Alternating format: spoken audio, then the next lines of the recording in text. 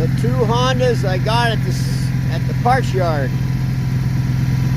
I don't know why they went to the parts yard, but this one's like new. I mean, it doesn't have a flaw on it. And it's only got 11,000 miles.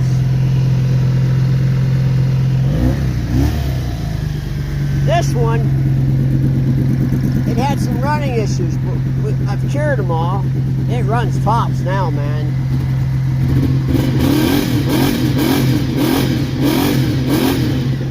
But it doesn't have the stock exhaust. But it is a better bike than that bike. It's got the gear-driven cams.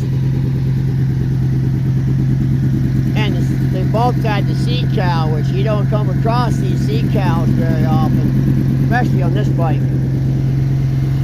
They're usually not there. This bike's totally bone stock.